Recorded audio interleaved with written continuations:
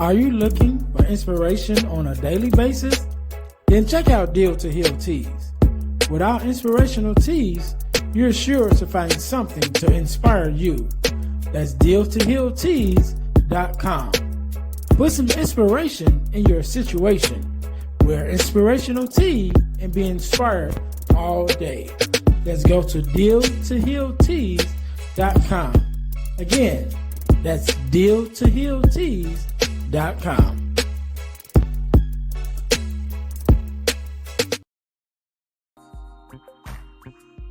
Hey guys, if you're enjoying this podcast, then I know you'll enjoy the Girl Dad Discussion podcast. I'm your host, Ernest James, and I believe the relationship between a daughter and her father is one of the most important relationships a young lady can have. And therefore, my mission is to promote the daddy-daughter relationship by sharing the voices of girl dads to the world. So check out our podcast on every platform where podcasts can be listened to. And if you want to watch the podcast, check us out on our YouTube channel. Again, that's the Girl Dad Discussions podcast with your host, Ernest James.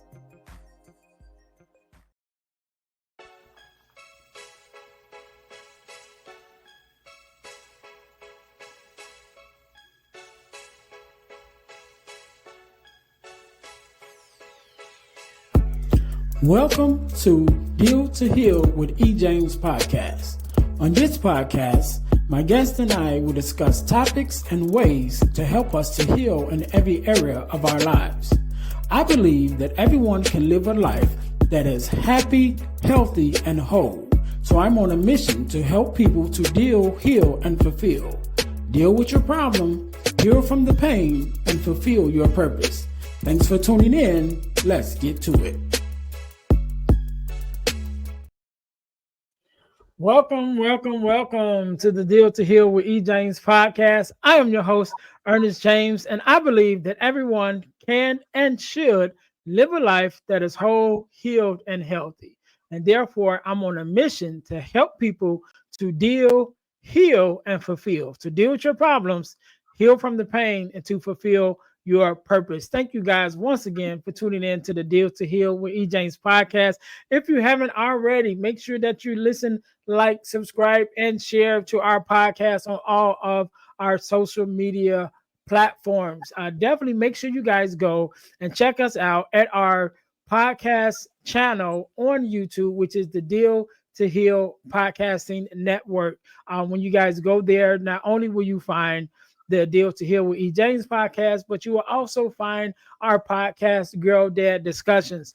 On that podcast, I talk to other girl dads like myself, and sometimes even daughters, about the daddy-daughter relationship in order to combat the narrative of the absent father and the fatherless daughter. Make sure you guys go and check us out there. Again, that's at our podcast Deal to Heal Podcasting Network channel on YouTube. Also, our product of the week. As you guys know, we are a self-sustained podcast, in a way that we stay on the air and do what we need to do is by bringing you amazing products for you to purchase. And so this product of the week for this week is our Purpose Journal, as well as our Purpose Planner, because we believe that you are to journal to keep track of where you've been and where you are now in your life, as well as plan for the future that you desire. So make sure you guys go to Amazon and pick up your Purpose Journal as well as your Purpose Planner. Make sure you're checking out the descriptions and the descriptions under the podcast, because that information will be posted there. So that being said, today, just like any other day, we are blessed with the guest, Miss Monica. How you doing? Hello, I'm doing well, thank you. Yes. First of all, let me say thank you for being on, because you could be doing anything else with anyone else, but you're here with me and my listeners, and we definitely appreciate it. And I want you to know that up front. So, Monica, do me a favor. Introduce yourself to my listeners and tell us a little bit about who you are and what it is that you do. So I'm Monica Morrissey. I'm owner of my business, Intuitive Wellness. And after spending 32 years in public education, I transitioned and started writing about signs of the afterlife. And with that, it also came, I don't know, I just dove into exploring more about Reiki. I got my Reiki master level and I began to teach Reiki, and Reiki is a hands-on healing method. And I also just do a lot of work because I believe that we're a soul with a body, not a body with a soul. And so I'm trying to tap into people's soul and try to figure out like what is the best route for them, not what society is telling them, but what is the best route for them and to follow their dreams. So All that's right. All a right. I love it. I nutshell. love it. So I want to go back. So we're having a conversation. We're having a conversation before we started recording, and I was like, "All right, we got to stop because we get into the juicy stuff, right?" So I want to go back because you are an author, and you wrote your first book. Now is multiple. I guess I don't say additions because it's not additions, but multiple books at this point, right? But I wanted you to share that story of how you even became to the point where you start writing this book. Because like you said, you were in administration, you was doing something completely different, and then now all of a sudden you're writing this book. So take us on that journey of, who you were prior, and then that journey that even came about to bring you to the space where you decided to write this book. Yeah, so I worked in public education. I couldn't show my spiritual self. I had to keep my church out of my work, and that didn't resonate with my soul because that's not who I am. But I was in a lot of pain, and actually, I went to doctor to doctor to doctor, and they couldn't figure out what was wrong with me. And somebody said writing was therapeutic, and I rolled my eyes and said, "This isn't going to cure me. I need a pill to fix me." Mhm. Really just wanted to go to the doctor. I wanted to get a pill and I wanted to be fixed. And so I was on vacation in Florida and with my husband, and I just put pen to paper and let whatever needed to come out come out. And let me tell you, the first book, the rough draft, is not what you see. It was a lot of anger, probably a lot of stuff that I was holding on to. But the premise of the book is my mom passed away actually 10 years ago. We just had our anniversary of 10 years. So it's 2014, 2015, New Year's Eve. And then 8 months later, my dad passed away. And I spent a lot of time with my dad after my mom had passed. And he had this old coin collection, and he wanted these special Liberty head dimes that were from the early 1900s, put into necklaces for everybody. So everybody, all of his kids and grandkids got a necklace, and they got a coin collection. And life went on, and then he passed. And I had kind of believed in a little bit of signs of the afterlife, or people, showing themselves as a dragonfly or a butterfly, and some people Mhm. just really thinking that it was their loved ones. But I was like, I see a lot of butterflies every summer, so I don't know. And so afterwards, and this had all been in prep. I've been reading a lot about different things, about past life work, about soul work, after my nephew actually died in 2008. And that's what sent me on this journey. Was when he died, he was only 21. He was a random fact. Let me think. I'm thinking now. His best friend was David Price. Sorry, I was just blanking on his name. He was a baseball pitcher for the Red Sox for a long time. Anyway, that sent me on this journey because I was like, there's something going on here that I don't understand. So I had been reading and doing a lot of studying. And it was the week after my dad died, and I hiked this mountain that I always hiked. And when I got to the top of the mountain, I always called him. He lived on the lake down below. And I'd call him and say, "Hey, I'll be down for coffee. Wave to me up here on the mountain." And a week after he passed, I didn't know what I was going to do when I get to the top because I knew I couldn't call him. But I had told Dad that there was like this phone communication. It was the spirit communication system, and he could call me and I could call him, and it was going to be so cool. Well, there was this other family there, and I was crying, and I said, I'm so sorry for interrupting your hike. It was a beautiful day. And I said, my dad just died, and I'm just really upset. I'm sorry. And the gentleman comes over to me, and he looks at me and he says, do you have faith? And I was like, I just melted. Like, like if I could, I don't know how to even answer that. Yes, and beyond. And he just looked at me and he said, well, I'm a minister. Could we say a prayer? And I'm like, oh my God. Like I just started crying even more. And I was like, this is the phone call from my dad that like, I'm okay. And so a week later, I didn't expect anything because I'd already gotten, my blessing. I'd already gotten my phone call from my dad. So I get to the top of the mountain again, and right where there's these two rocks and there's some dirt in between them, and that's where I would sit and call my dad. And right in that spot is a dime. Now, I've never found a coin in that mountain, and I've hiked it probably thousands of times now. And it was right in that spot. And I just knew that that was my dad.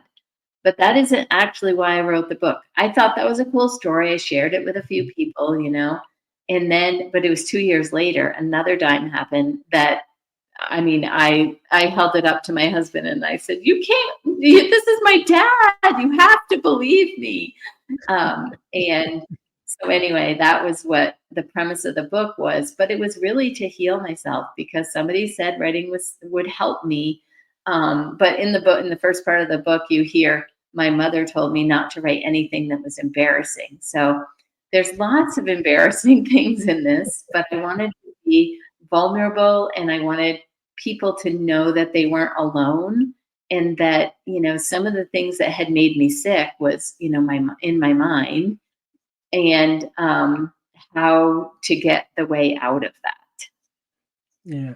And you mentioned when we were talking, before we started recording that, you had dealt with depression and things of that nature prior, to earlier parts of your life also. How did that add to you wanting to express yourself in this book, and also be vulnerable enough that to allow your story to help people to heal, from those parts of them that may have been dealing with the same thing?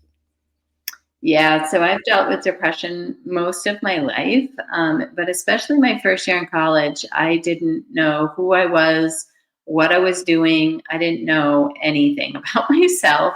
And many of those thoughts happened that year.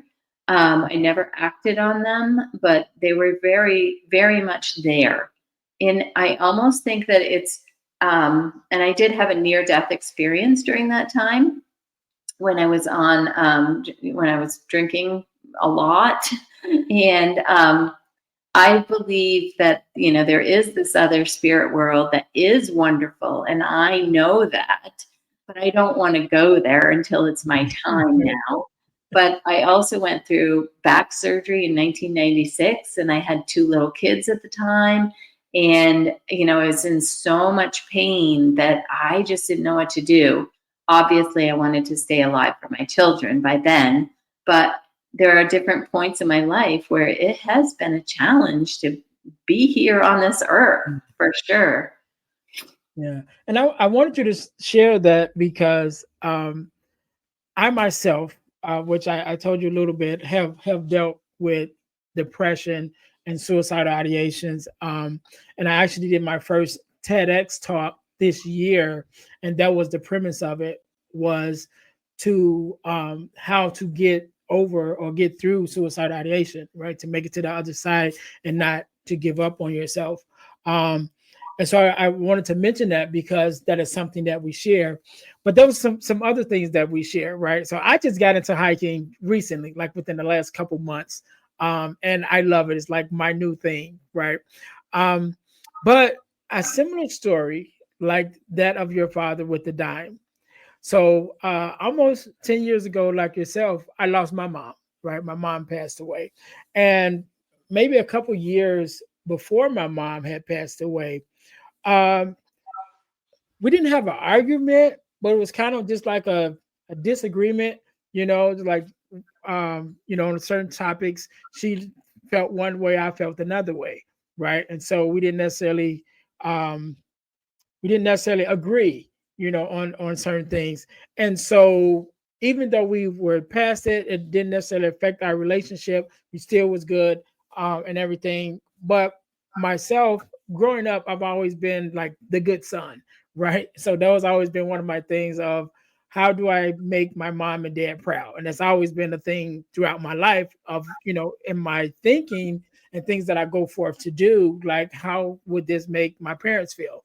So after having that disagreement with my mom and, just, not necessarily seeing eye to eye on certain things, when my mom got sick and passed away, even though we were in a good place when she passed away, there always was this question that I was asking myself that was like a heavy burden on me was, did I make my mom proud? And it just weighed on me. Oh man, probably for like I want to say a couple weeks, but it probably was a couple months, that this weighed on me, right? Just like, did I make my mom proud? And for anybody that knows me, I'm somewhat of a pack rat for things that that I find valuable, right? So there's a lot of little knickknacks and papers and things that I hold on to because they have special meaning to me, right? And so my mom was a poet and an author, so she wrote poems all the time. She wrote, books and things of that nature. And so over the years, I kept a lot of things that she had written and that she had given me.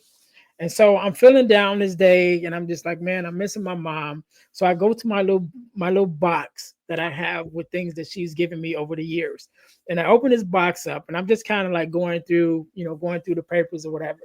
And there's this one paper that she had written a poem that she wrote to me in 1994. I was like 19 years old then, right? When my mom passed away, I think I was in my 30s. You know what I mean? I was like mid 30s when she passed away. So this is like 20 years almost in between the time that she wrote this poem to me. But it was for my birthday. She wrote a poem for my birthday. I don't remember the whole poem, but I remember it starts off saying, I was looking for a card to give you for your birthday, and I couldn't find anything that said what I wanted to say, and then it goes down to a couple of stanza.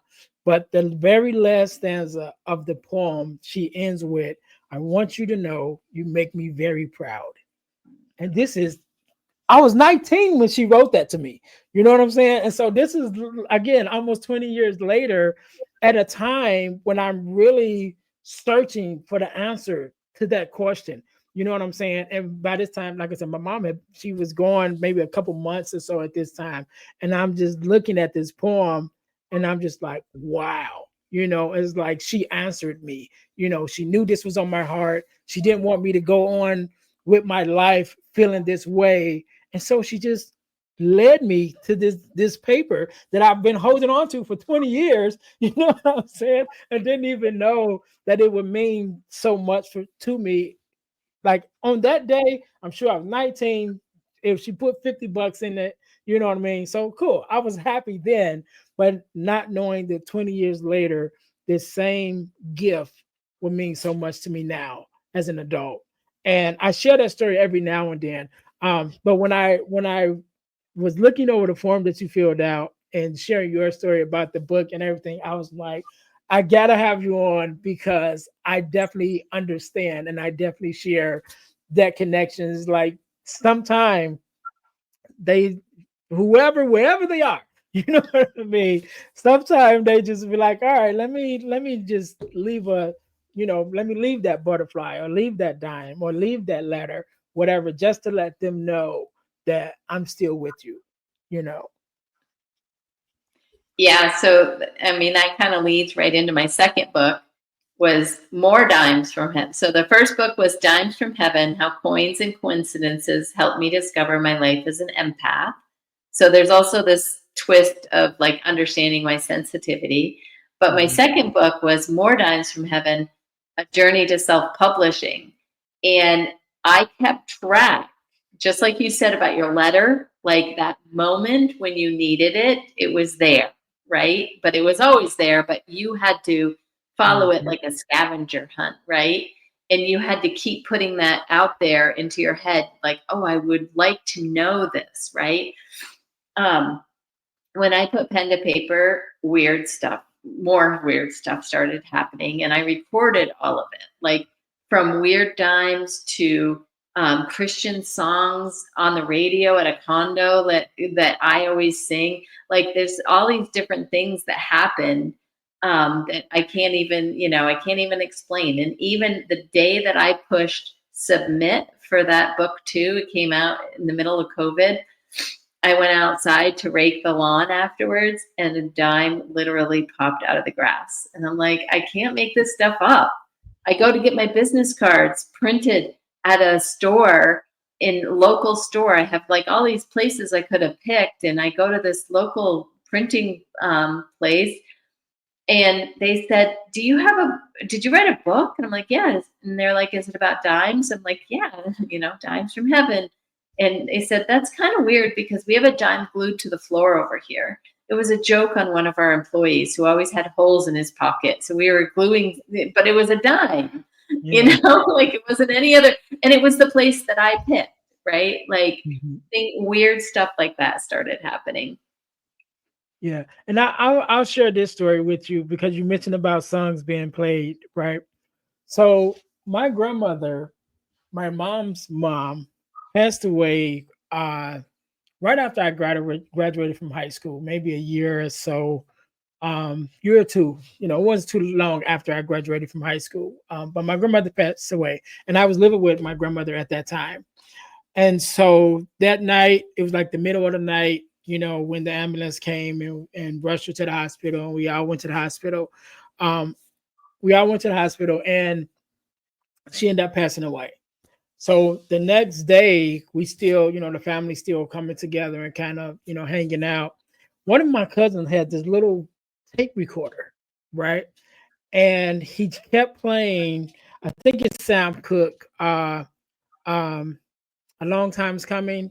That song, I can't even think of the name of it. It's been a long time, a change Yep. gonna come. There it is. That song. Right. So he kept playing this song over and over again, just like the whole day. He's playing the song over and over again. It's like, all right.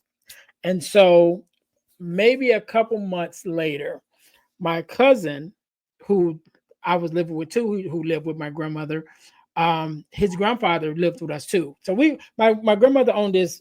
It's not even a house; it's a building. It's like a 3-unit apartment building, but everybody in it was family. So we just kind of like ran up from floor to floor. Anyway, so we all lived there together.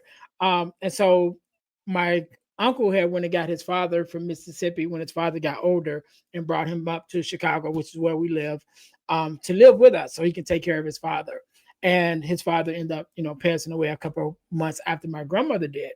And so same kind of situation. It's nighttime when it happens. And so we're at the middle of the night, we're going to the hospital. When we get in the car, my aunt's driving. We get in the car, all of us pile in, we're finna head to the hospital. She turns on the radio. When she turns the radio on, this exact song came on. Like as soon as she turned it on, and I'm like, okay, that's weird. You know what I'm saying? And so again, we get to the hospital. My cousin's grandfather passes away, and I just have this like eerie feeling. And what happened for a couple years after that, um, whenever I would hear that song, someone that I know would pass away. And I could tell because when I hear it, I get like this feeling in my gut, and I'm like, oh man, you know what I'm saying? And sure enough, within a week, couple days or whatever, be like, hey, did you know this person passed away? To the point that I would not listen to that song at all. It's like I don't even want to hear it. And prime example, when the movie Malcolm X came out, the movie X, about Malcolm X's life came out. And the very end of that movie, before he gets assassinated, they play that song. This song had been out. I mean, this movie had been out like years before I actually seen it. Been out. I'm at home. I went to the library back when we were still getting DVDs. I went to the library, had rented it, and I'm like, all right, I'm gonna sit down and watch this movie. I sit down, put the movie in, watch the whole movie. It gets to that last part, right before he gets assassinated. The song comes on. I get this feeling in my gut, and I'm like, oh no, you know what I'm saying? Right after that, my dad's father, my grandfather on my dad's side, passed away. And I'm like, okay, this is not coincidence. Like whenever I hear this song and I get this gut feeling, somebody I know passes away. So I'm like, I don't want to hear that song. I don't want to, and so I started telling people around me, like, do not play that song around me. And this went on for some years. Like whenever I would hear that song, someone I knew passed away. Um, it was only recently, like in the last couple of years, that I started hearing it and I didn't get that gut feeling. And so it got to the point where I could hear it. I still don't listen to it, but at least if it comes on, I don't be like, turn it off right away. As long as I don't get that gut feeling, that someone's going to pass away. And so the last couple of years, it hasn't happened. But like I said, I still don't turn the song on. Like I won't just play it. But if I happen to hear it, as long as I don't get that gut feeling, I'll be like, okay, it's gonna be okay. But it happened for years after my grandmother passed. Like whenever I would hear that song, someone I knew would pass away. And it was just like, oh, I call it the death song. I was like, I do not want to hear that song. Yeah, I can see why. Well, Yeah. so that kind of leads me into my third book. My third book is Once Upon a Dime. Heaven is talking to us. Do you know how to listen? And so, like right there, you're kind of tuning in to right these coincidences or these synchronicities. But what if you wanted to be intentional to get a message from your mom or from your grandmother?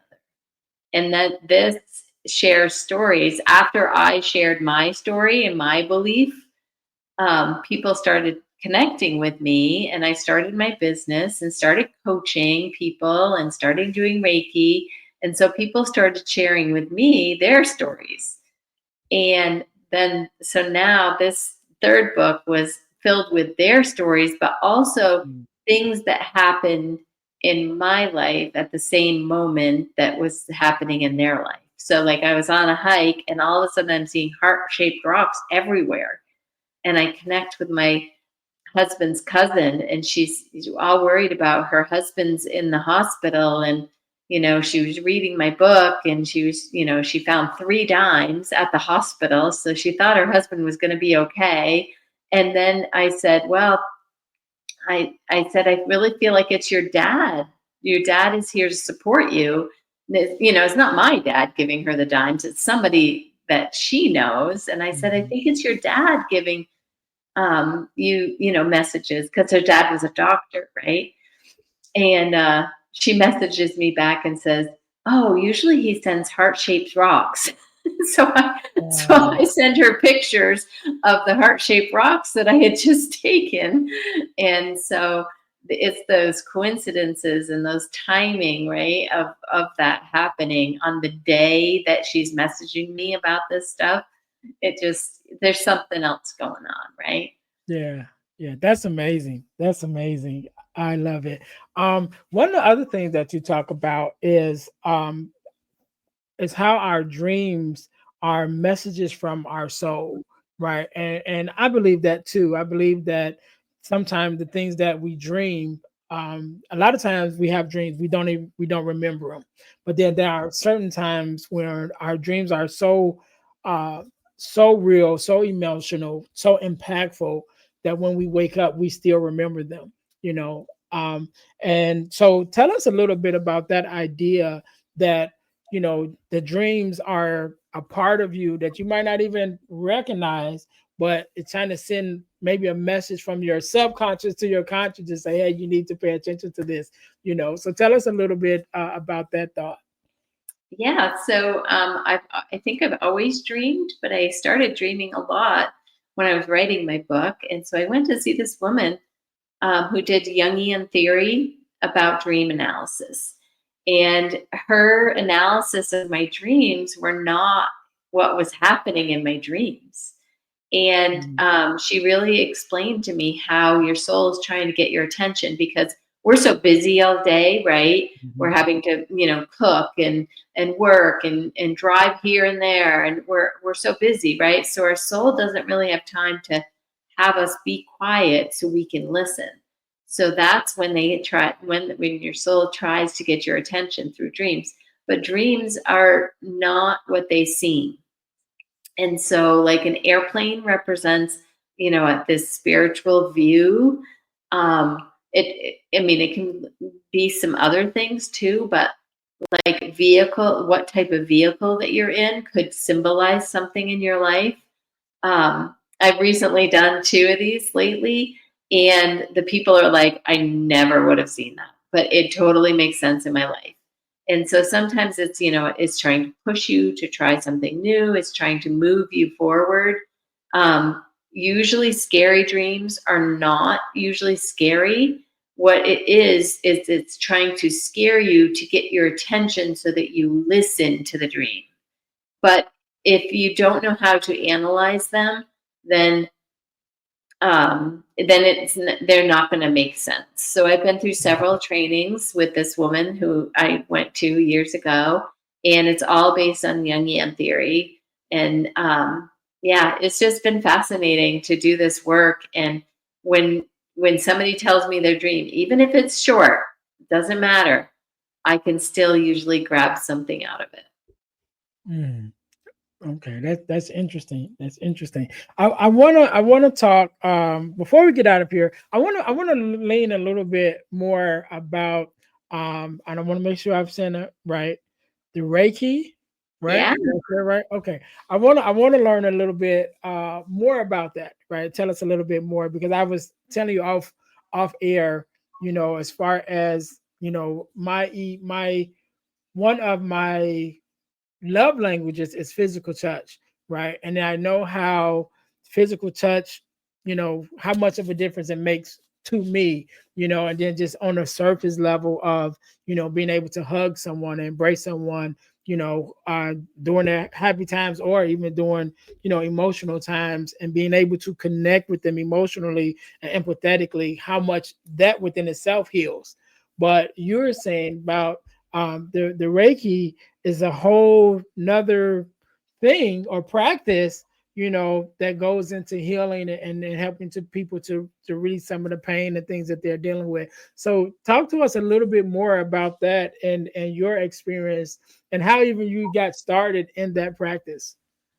Yeah. So, if you remember back to my story, when I had back surgery, and the Mhm. back surgery did not help my pain, I still had a lot of pain and worse pain afterwards. And there was this free Reiki clinic, and I was just like, okay, it was by donation. I think I gave like $10. This is almost 30 years ago.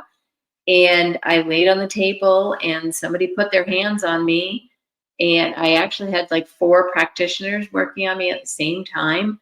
And I got up and I felt so amazing. I felt this heavy lift off my whole body. I wasn't in so much pain. And it just like, what is this all about? Right. And so I went on to learn, and almost 30 years ago, I did Reiki level one and level two. And I just started practicing on myself, and that's how I'd put my kids to sleep. And so basically, it's a Japanese healing technique. It doesn't cure; it helps. It helps your body do what it knows how to do, which is to heal, right? And there's lots of research now that if you've just had surgery and you have Reiki afterwards, you heal quicker. And so there is new research. It's becoming more and more popular in nursing homes and in hospitals and different things. But what I do is called psychic Reiki. And so while I'm working on someone, I'm also getting psychic messages. And so at the end, I'm also a health and life coach, and I've been an educator for 32 years, and I'm still in education at the collegiate level. Um, so, like, I have a lot of knowledge about how our brains work and how different things and how we think about things. So I use a lot of different strategies, but when afterwards, I have like a 10 to 15 minute kind of coaching session with the client, and just to tell them what messages that I've received. And I tell them that, if they don't want to believe me, that's okay. I just I have to say everything because it comes from my heart. And I hope that it helps them, and then they can take it with it or walk away or never come back. I don't care, but I have to speak my piece. And so sometimes I have suggestions. I have books that they might want to read, things to do next to help them move their life forward. Okay, that's interesting. I want to talk one last thing before we get out of here. You talk about past life regression work, right? And not pretty sure what that is. So do me a favor, explain to Yeah. us what that is, what that means, and how can it help us to release some of the stored energy or release some of the things that we're dealing with just on a day-to-day basis? How does that work with us? Yeah. So if you remember back, my nephew Tyler passed away in 2008. And that was one of the first books that I read. And it was by Brian Weiss. Um, and it's Many Lives, Many Masters. And he was a psychologist who didn't believe in any of this woo-woo-y stuff. And he was just very scientific. And his son passed away. And he was really, in deep grief. But also, he started hypnotizing some of his clients for other things. And this one woman went back in time and shared all of these things that happened to her, and she had no way of knowing it. He went back and documented that everything that she said was true at the time period based on history books. But the fascinating thing was she had a phobia. I can't remember the phobia, if it was water or snakes or what it was. I can't remember, but it was a phobia. And after the past life hypnotize, basically you're hypnotized, but you're still talking. Um, and after the session, her phobia disappeared. And so he saw this point where, by sharing, I talked earlier about that we're a soul with a body, not a body with a soul. And I believe that we come back and we try to learn our soul lessons with every life that we have. And so he started doing some, more research and more work. And it found out that by doing this work, sometimes physical ailments can be cured. They disappear. I've actually had that. I've done this work myself before I started being a practitioner. And it's just fascinating to me that we hold these stories. You talked about your subconscious. This is a real deep subconscious level, because it's our soul. And it's our soul has been having experiences during this lifetime and many others. So that's kind of it in a nutshell. But people come out of it with lessons that their soul needs to learn. They can begin to see a pattern. So, I'm trying to think of an example. So, let's just say, I can't think of an example. Anyway, but you can, by lessons, we all have these lessons that we have to learn, right? When we're here and we're doing this work. And it shows up in the past life, a similar situation that your soul is trying to heal for you. And so it's really this deep work. It takes about 2 to 3 hours to go through the whole session, but people walk away with this lighter feeling, and this feeling of like heaviness that used to always be with them has now been lifted, whether it was anger or frustration or whatever it was, because then they can see it. There's something that happens during this time period that just automatically heals your soul, which then heals you on all levels, emotional, physical, mental, like everything feels better. I love it. That is so interesting. Oh man. So Monica, I want to say thank you so very much for being on, for sharing your story. I'm definitely going to get all three of the books right. And I Well, will make sure I you're put in a that. trilogy now. If you get the paper copy, there's a trilogy. Cool, cool. I will make sure I put those links in the description so that I can find it, and also so that the listeners can find it and be able to purchase it. I want you to have the last word, and I want you to leave us first of all with your social media handles of things of that nature, where we can find you, follow you, and support you in the work that you do. But also, I want you to have the last word. To leave us with a word of advice, inspiration, whatever, however you feel. So I'll give you a couple minutes to think about that. To my listeners, thank you guys once again for tuning in to the Deal to Heal with E. James podcast. Make sure that you guys are checking me out, checking us out, should I say, on my website, my main website, which is the dealhealfulfill.org. Again, that's dealhealfulfill.org, where where you can find more information about me, about the podcast, about all the work that I do. You can find it there. Also, you can see where and how to have me to come out to be a speaker at your school or organization, or to facilitate a workshop. Make sure you guys go there. Again, that's dealhealfulfill.org is our main website. Make sure you guys are checking us out there. Also, you guys can go to ebooksbyejames.com and get a copy of one of the ebooks that I have, or should I say, I have several ebooks there. You can go to ebooksbyejames.com to check out the ebooks. Right now, for a limited time, I don't know how long I'm going to do it, maybe forever, but I'm not sure. I'm giving my ebook, Forgiving Me, the 4 Steps to Self-Forgiveness. I'm giving that book away completely free. So when you go to ebooksbyejames.com, you click on that book, you still have to go through the purchasing uh, um, what is it called, the checkout process. But when you go to checkout, it'll say that it's $0.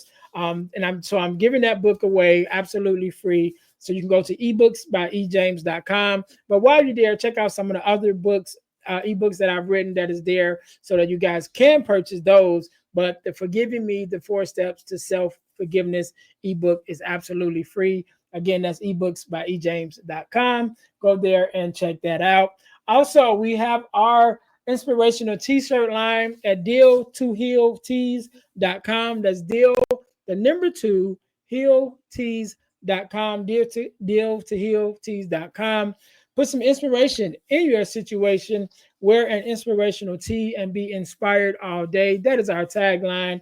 And also, not only do we have inspirational t-shirts, but we also have our podcast merch, which is our t-shirts with our podcast logos on it. So there's one for the Girl Dad Discussions podcast, and there's also one with the Deal to Heal with E. James podcast logo on it. So make sure you guys go check that out at Deal to Heal Tees. That's Deal, the number 2, healtees.com. Last but not least, over the last couple of years, 2 or 3 years, I've been blessed to be a part of an organization called the Forgiveness Mission. And what we do, we have free virtual workshops every other month. And we talk about everything regarding forgiveness, forgiveness of self, forgiveness of others, forgiveness of the world, even how forgiveness affects our bodies, forgiveness and unforgiveness, how that affects our bodies. So we do these workshops again every other month. It's absolutely free, but the information is priceless. You can go to forgivenessmission.com in order to sign up for our next free virtual workshop. So whenever you're listening to this episode, either one just passed or one is coming up, but you can go to forgivenessmission.com in order to sign up for our next free virtual forgiveness workshop, or go to Eventbrite and just search for Forgiveness Workshop sponsored by the Forgiveness Mission. Thank you guys for that. Make sure you go again, forgivenessmission.com to check that out. Monica, again, I want to say thank you so very much for coming on, for sharing your story. I love to hear it. I want you to have the last word, so the floor is yours. I'm mostly active on my Facebook account. It's a group at Dimes from Heaven. I'm a little bit on Instagram at Dime from Heaven. Dimes from Heaven was already taken on Instagram, so I had to just have one done. And I think that my biggest thing when I'm looking at the medical system right now, I want people to understand that every physical thing that they have wrong with them is tied to an emotion. And if you can figure out what the emotion is, then you can heal your body. And this is all based on Louise Hay's work from the book, You Can Heal Your Life. So if you have something wrong with your shoulder, if you look up shoulder, you will find out what the emotion is. And if you can figure out where that emotion is happening in your life, most likely, I mean, not big things, right? If we have a bacterial infection, we need, medical care. But there are some times when we can heal our body ourselves. I love it. I love it. What was the name of that book again? You Can Heal Your Life by Louise Hay. And one of the first things that you have to do is you have to look yourself in the mirror and you have to say, I love you. And let me tell you, I lied to the mirror for a lot of years, but now I can do it. So keep doing it and keep practicing it. All right. We'll make sure that book as well will be in the descriptions under this episode. Thank you so much, Monica, for being here. Thank you, my listeners, for being here and tuning in once again to the Deal to Heal with E. James podcast, where our mission is to help people to deal, heal, and fulfill, to deal with your problems, to heal from the pain, and to fulfill your purpose. Until next time, you guys be blessed. Thanks for listening to the Deal to Heal with E. James podcast. Remember to listen, like, subscribe, and share. This episode has been brought to you by Deal to Heal Teas. Put some inspiration in your situation. Wear an inspirational tea and be inspired all day. Let's go to dealtohealteas.myshopify.com. Remember, our mission is to help you to deal, heal, and fulfill. Deal with your problem, heal from the pain, and fulfill your purpose. Thanks for listening.